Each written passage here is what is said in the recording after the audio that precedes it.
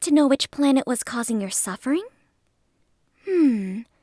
How about Earth? Hey everyone, for today's video I want to make an updated guide for Carbuncle Roach. I haven't made an updated version for set 2 because I kind of quit that set immediately. Mostly because of Take 2. But I don't think there's many guides out there that are updated for set 3. And I think Carbuncle Roach has had some major upgrades and updates since set 3, or since set 1 basically, and even set 2. So I want to do my good part as a Carbuncle Roach main, quote unquote, and put a guide out there. Now, my information should still be solid. I've been doing a lot of research, but honestly I haven't been doing much playing. So if you find gaps here and there because you're also a Carbuncle Roach spammer or you've done better research, then please feel free to correct me in the comments. This is more for people to have a platform to jump off of if they want to get into the deck. So I will be talking as if you probably watched my set 1 video or you already have a basic understanding of Carbuncle Roach, but I'll try and do my best to hit all the major points if you're trying to learn for the first time. Hey everyone, Editing Bramflakes here. I am editing the video and I realized that I didn't include a combo guide. But as you can see here, I may have run into a little problem. So I will be making a separate video for the actual counting and lethal scenarios for Roach. So if you're wondering about that, tune in a few days. My bad.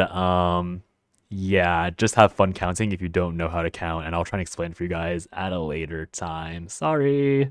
So to start off, if you've, again, played Carbuncle Roach or you know about previous deck types and you're wondering what the new stuff is with set 3, the 3 new cards I have in my deck are going to be Eradicating Arrow, Bestial Swipe, and Gilnelise. Now, Bestial Swipe is probably the most contentious card to put on here. Technically, this could be a third Lily, but I'm just having it in here to just check it out because I think Bestial Swipe is a really good card for Carbuncle Roach.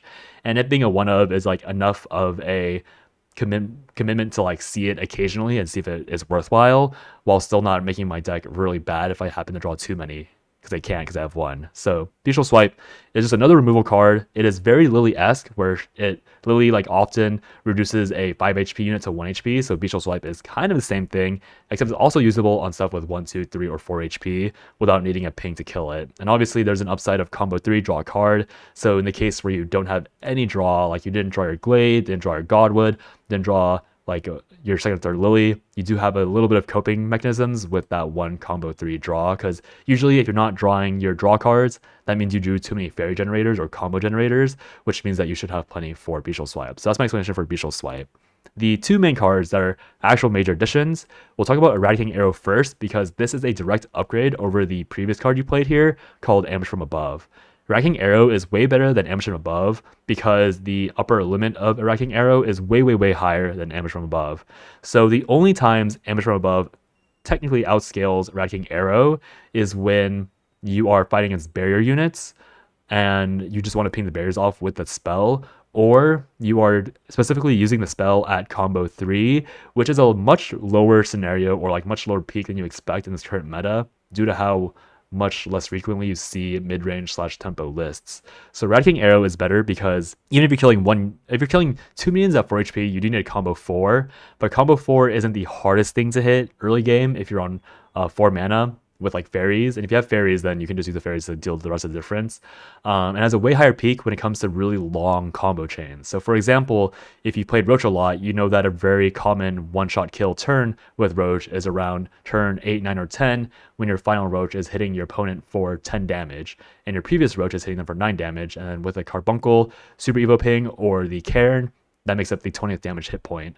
So you might notice with the Cairn and Carbuncle that you actually have 21 damage of hit points. So that means you can actually play the first Roach at 8 mana, and your 9th, or you're at 8 combo, and your 9th combo can be Eradicating Arrow, which is really big because that means you're dealing 9 damage worth of board damage. That's a weird way to say it, but you're doing 9 damage that you wouldn't have originally had with something like Ambush from Above or even just generic Roach tech. And that's really big because against stuff like Noble Shikigami, against stuff that had really wide board presence, like for example Current Mode Abyss, where they have a lot of big taunts, that extra literally 5 damage from being a better combo card will help you clear boards that you couldn't ordinarily clear. And also it helps a lot in the mid game, where if you're like playing like May bounces or fairy bounces, you no longer have to lead with like a bad card like Ambush from Above. You can have Eradicating Arrow being like the better band-aid fix to a large board you need to clear, because Wrecking Arrow will be better against stuff like Kuon because you can play Fairy, Fairy, May, May, and then Wrecking Arrow as the 5th card, which will obviously give you 5 damage instead of 4.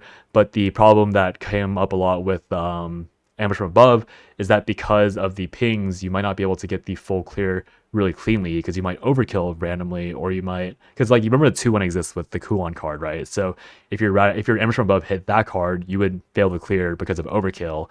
Whereas with Eradicating Arrow, you no longer fail to clear because you're actually killing everything with perfect damage while having a little bit more damage as well.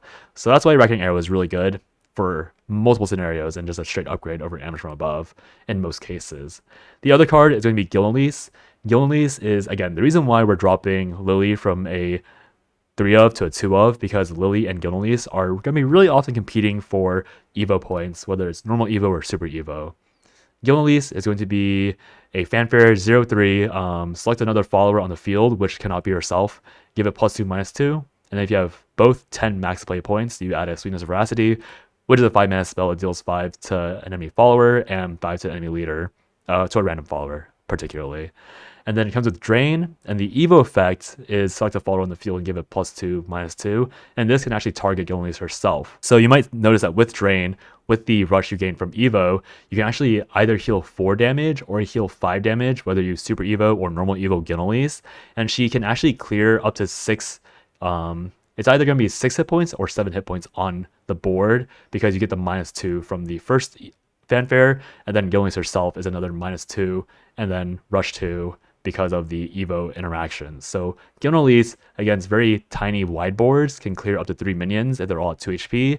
And against stuff that has like 1 token and 1 decently sized minion, Gilnelise is also cheap enough that you can combo another response card so you can clear the bigger minions along with her while still healing a lot of HP. Now, healing 4 or 5 HP can just straight up save your game because of how burn dependent and storm dependent a lot of decks are in this current meta game. That 4 or 5 HP that you save from Gilnelise can make you survive 1 extra turn, and we all know that that 1 extra turn might be the turn you finally draw your first Roach, and then that 1 Roach is what you needed to win the game on like turn 9 or 10, and Gilnelise will help you cross that finish line. Even if you get super unlucky and that Roach is in your bottom 15, Sweetness of Veracity, while not as good for Roach as it is for different other decks, is still really efficient because that is a ping that, again, delays your death by turn by clearing 1 minion, and also forces your opponent to spend resources on healing the next turn because they don't know if you have Roach. They might suspect you don't have Roach, but they can't really risk it. Like, you might have some other bricks in your hand that are preventing you from winning the game. So Gilnelise solves a lot of holes that Roach has. Ironically, she is also solving a lot of holes that other decks had that make it hard for you to play Roach, but it turns out when you have a card that is really good and counters your deck, you can also use it to counter other decks that have a similar game plan as yours do. So with all that said, we can talk about the Mulligan now. So Mulligans for Carbuncle Roach, I'll probably just open a new deck for it just to make it easier to understand. The main Mulligan you want to have, the card that you'll almost always keep in Roach is going to be Glade. Now, Glade is really good just because he's a board clear, he wipes everything. Like, it's a very obvious reason why Glade is always a must keep in Mulligan. He solves your Zirconia problem, he solves like a board flood problem, he solves your initial draw problem. Getting Glade is never bad unless you somehow draw 3 Glades against something like Aggro Loot Sword and not have anything else. So Glade, within reason, is almost a guaranteed keep. The next card that you're going to want to keep for the most part is going to be really dependent on what type of deck you're playing against. So we'll first talk about decks like Wardhaven, or rather Cresthaven and Rune, because those are the 2 decks that will be probably the most popular, most common when you're playing the game. And those 2 decks do require not a majorly different Mulligan, but a slightly different Mulligan. So against those 2 decks, you're still keeping Glade no matter what against those 2 decks, but you're going to be more likely to keep something like Lambent Cairn and Godwood Staff. Now, the reason why you're keeping Lambent Cairn is because you need to start prepping for the one-shot kill, and something like Bale is a decent alternative to Lambent Cairn for a 0-cost prep. But the issue with Bale is that he does rely on you drawing your fairy generators, and in this meta, you're actually throwing away your fairy generators a lot when it comes to those slower matchups. So Bale can work as a Cairn alternative, but Cairn represents a lot more 0-cost if you end up bouncing it with like Bug Alert or Carbuncle or an extra Godwood Staff. And Godwood Staff is just really useful against these slow decks because you need to start drawing your combo pieces as soon as possible so that you can kill your opponent before they burn you to death. Like with Cresthaven, the Morrowind pings just kind of slap you until you die. So you need to outrace that with more draw. And then Rune, same thing, where you want to race them past their decline turn, or you need to draw your responses to deal with their big boards like with Kuon and Greya. So really good keep there. And the main thing with those two decks is that they don't have the pressure to really punish you. Now against something like Modibus, that's when the Mulligan gets a little more contentious, because there are two major differences with the Modibus variants. One is one that's passive, and one is one that's aggressive. So basically, when you're keeping a really greedy hand, like let's say you open the game with Godwood, Glade, and Cairn, that is a really good hand against slow decks. The issue is that some Modibus decks might just play Barrel into Castle of Entwining into Female Apollo and just kill you within 3 turns because you didn't draw enough board clear. So just keep that in mind when you're playing against Modibus, because you might have to mulligan them like you're mulliganing against decks with actual board presence. So in the case that you're mulliganing against decks with actual board presence, that's when you need to start keeping stuff like your Fairy Convocation, your maybe Eradicating Arrow if you have a Fairy Fencer.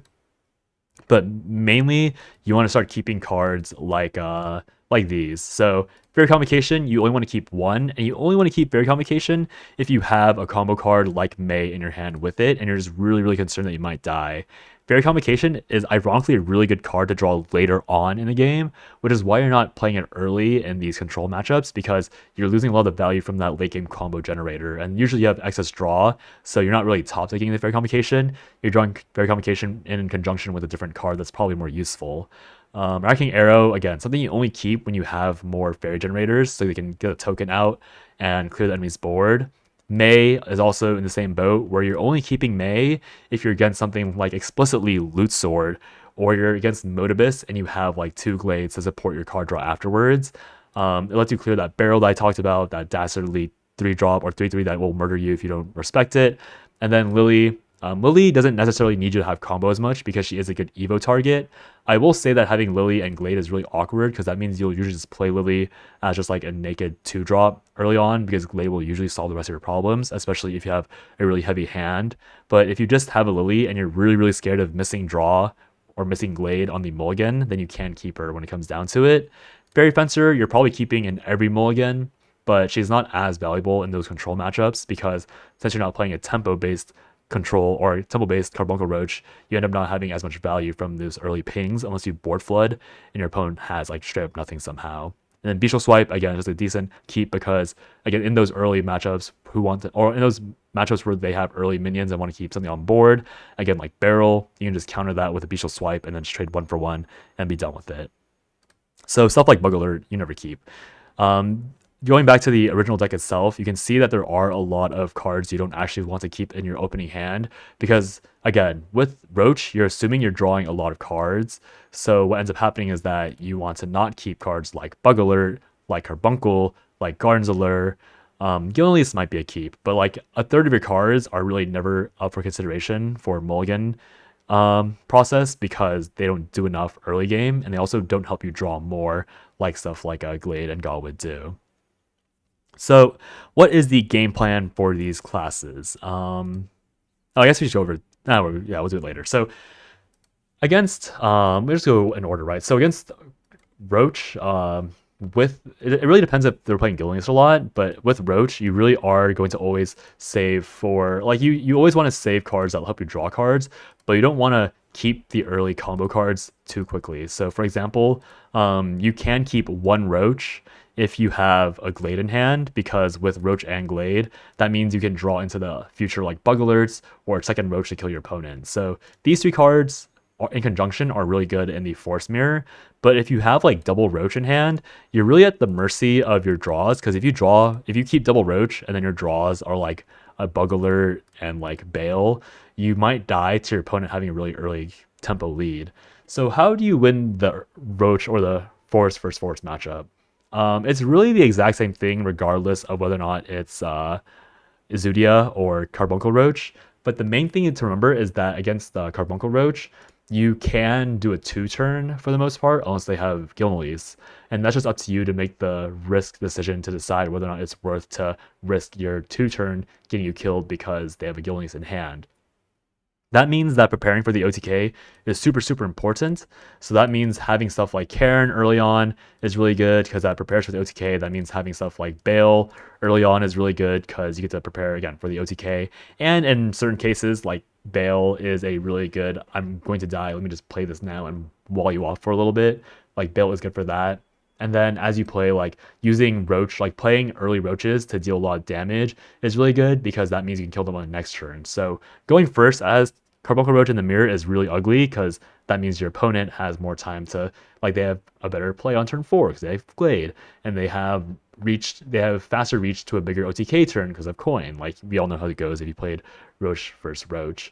And then versus the Azudia matchup, it's also kind of a rush, but the main difference is that Azudia doesn't have much pressure early on, and you can't know that during your mulligan, but as you play the game, you are much less incentivized to go for a double or to go for a 2-turn kill. Against Azudia, you're almost always going to go for the full OTK, so you want to prepare more zero cost, like again with Cairn. If you have to, you can use early Carbuncle bounces to get more zero cost with Cairn, and then because there's no Odin, early Godwood keeps are really efficient because they can't delete your Godwood for fun. So that's going to be the quick matchup for Forest.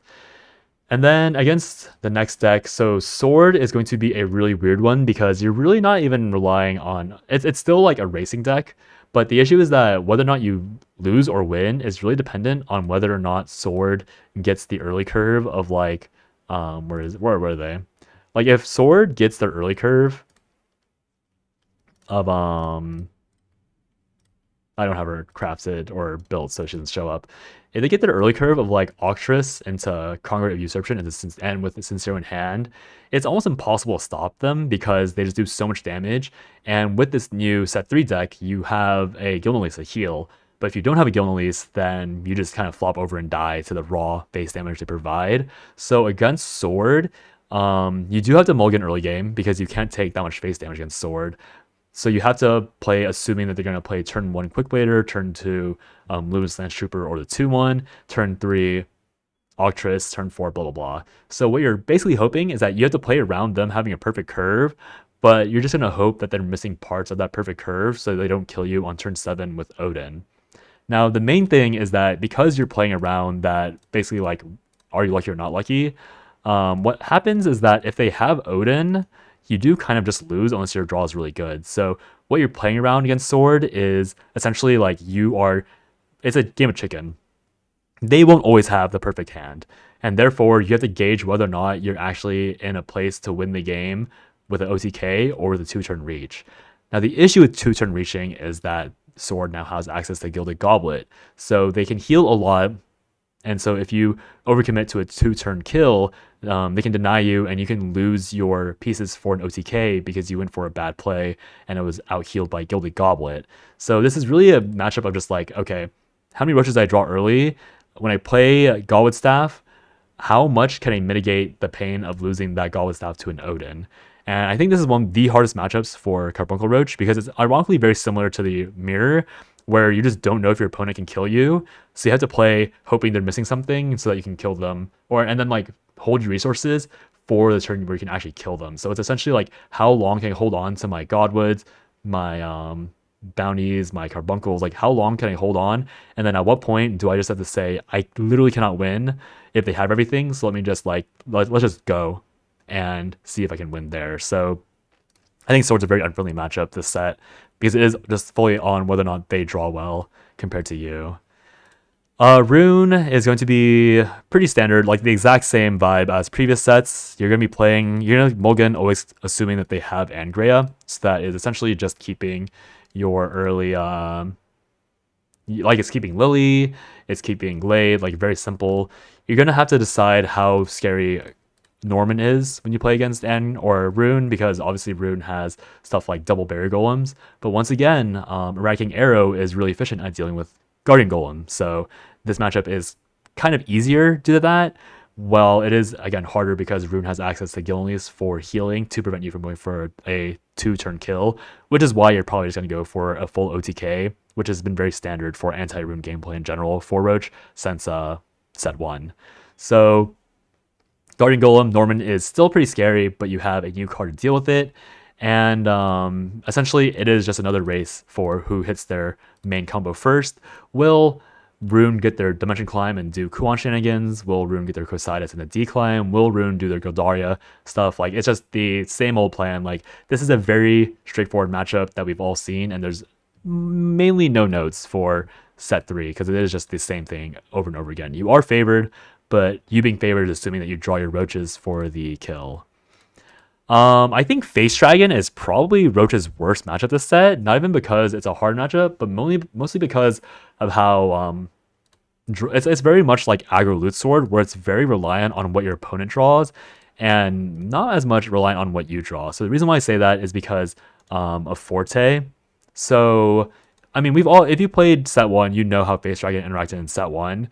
It's literally just that, but somehow more consistent for them because they have stuff like Forte, but even if they miss Forte, they have big minions to drop like Neptune, and they have scary minions on turn 5 to drop like Seasoned Merman. So you have to keep Glade. Ironically, you don't want to keep those early game minions because Dragon doesn't actually have very good early game minions to draw. Like they have, I think certain more aggressive versions have Little Dragon Nanny, which is really easily killed by like anything, but you don't have to mulligan for early game, but you can if you want to, and it's very likely that it is better mulligan for early game and flood the board so you can ping your dragon opponent down while they're still trying to ramp.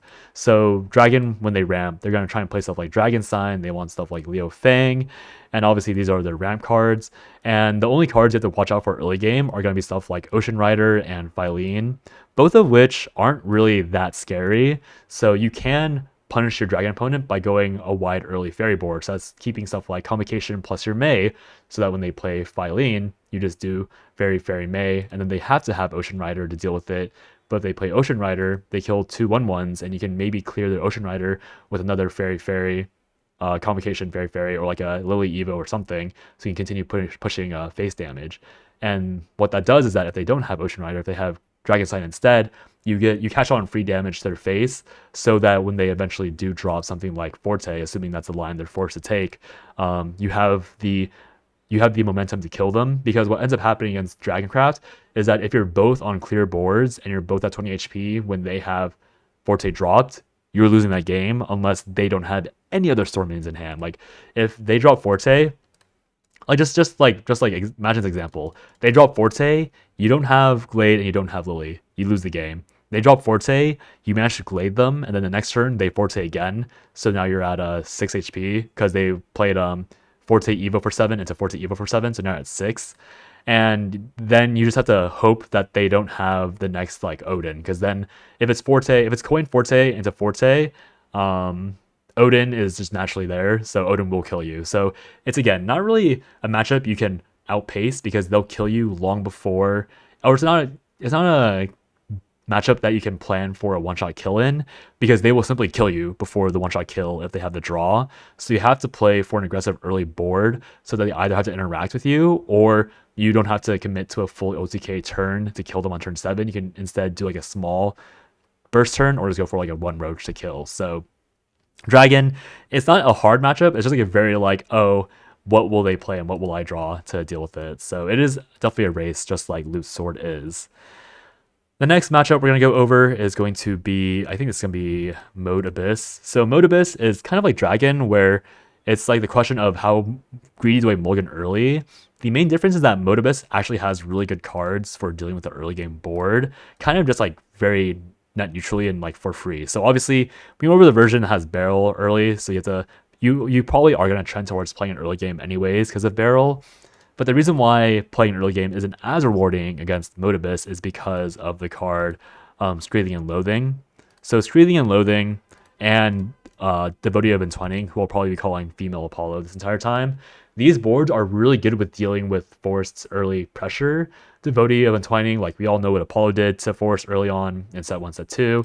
And Screaming and Loathing is just really efficient for killing your Lilies off early, killing your Fairy Fencer off early, and not necessarily killing your Glade off, but what kills Glade instead of Screaming and Loathing is going to be their new follower, Supplicant of Entwining, who, when Evos, is just essentially Glade counter. So when you play like the quote-unquote perfect early fairy board, what happens is that if they have the perfect response, Devotee into AoE and then Supplicant, you won't keep an early board. So that's why it's hard mulliganing for Modibus, because odds are all the early damage you do won't stick due to Supplicant of Entwining being able to heal, because of stuff like Cerberus that gives them healing, because of because of Gensetsu and Yuzuki that also gives them healing. Like, Abyss doesn't have the greatest healing by any means, but they have enough small bits here and there, and they have enough wards here and there, that it's really hard to get damage to stick, because you won't be doing a lot of damage, you'll just be doing a little bit of damage, and that little damage is very easily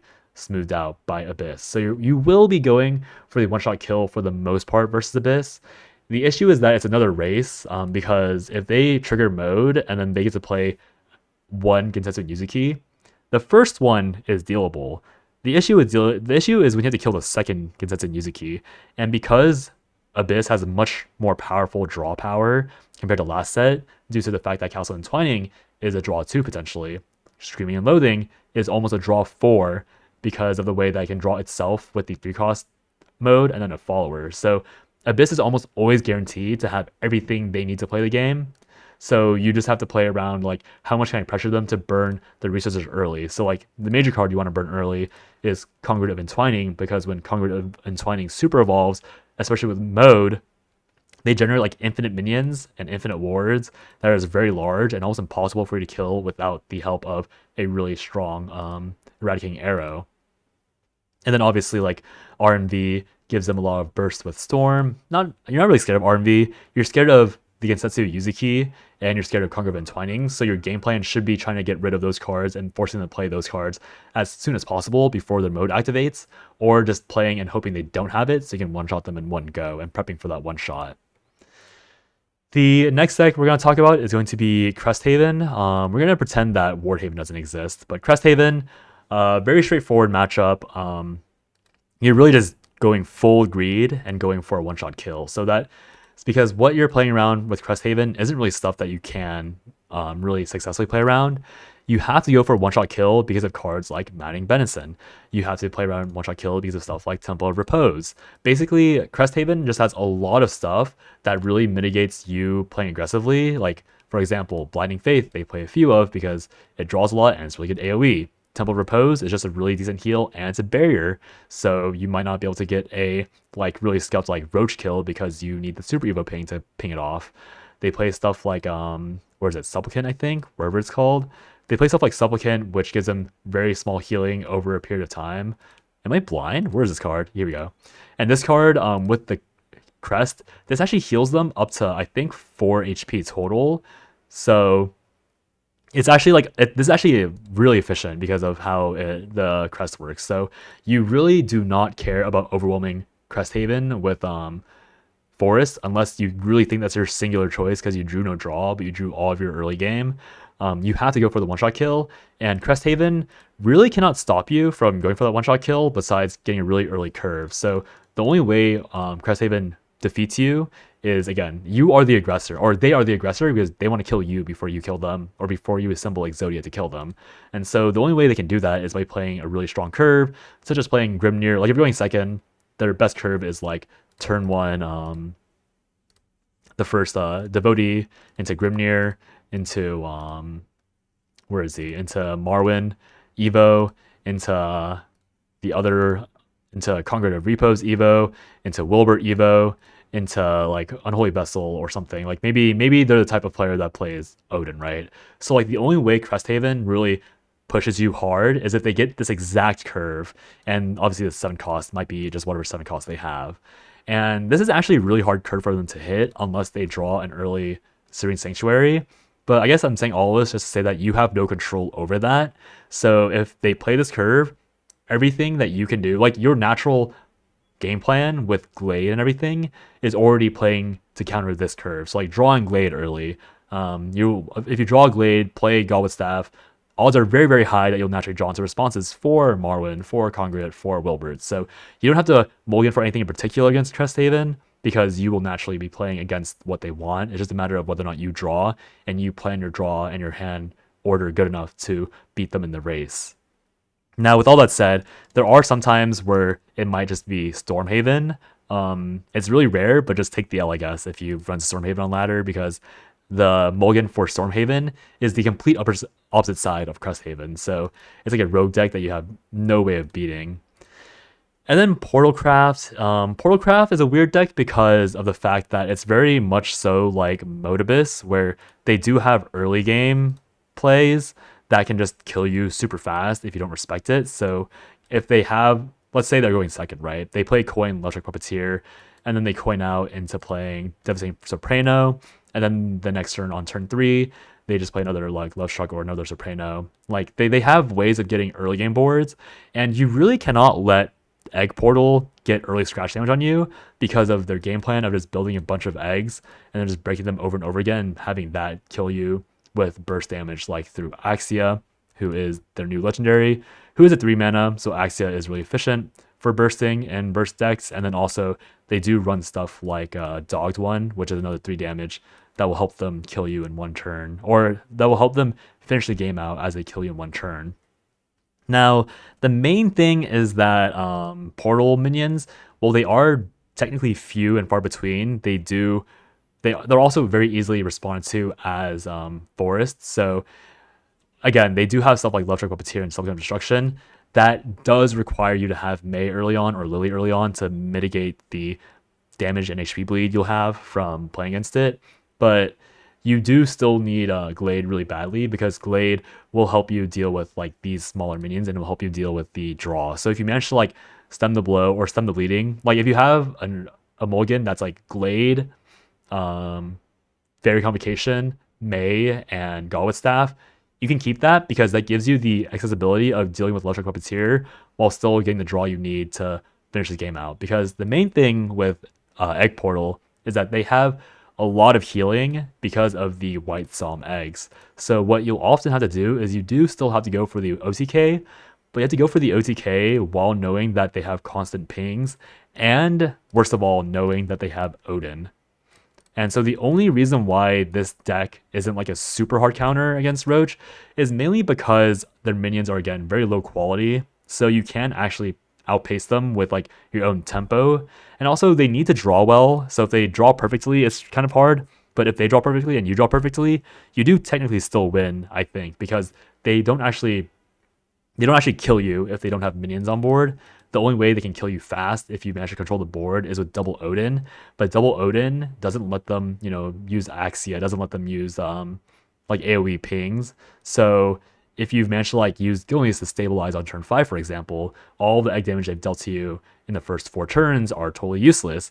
And then they Odin Super Evo is 14 damage, but that takes you into turn 8 or 9. And then turn 8 or 9, if you've drawn all the cards you need, you've assembled Exodia, you just win after that, and they can't really do much about that. So Portalcraft, you might want to Mulligan like in the in-between. Always keep Glade. Maybe keep the early game minions just in case they get the super sick curve, but then like if they don't hit it, you'll feel bad, but you can just play the cards, because if they don't hit the super sick curve, I guess the best way to put it is that their really good curve is their response to an early board. So if they don't have an early board, they can't deal with your early tempo, and then that will help you race them down, assuming your draws are good. But just don't be too attached to that damage you're dealing from the early tempo because of White Psalm healing them through and through. And so yeah, that's gonna be the video, a bit longer than it probably should have been. I'll explain the real game plans when I go into the gameplay video analysis that I'll probably release later, probably next week, because I don't think I'm going to release a video tomorrow or Sunday unless it's for SVO. So we'll see when that gets released. But hopefully this quick matchup guide and all of this yapping and like the Mulligan guide and game plan guide was helpful. I know there wasn't much gameplay going on because I haven't played enough, but hopefully me just talking about it is good enough for early starters. So yeah, hope you guys enjoyed the video. Have a good day night or wherever you are, and I'll see you guys next time. Bye-bye.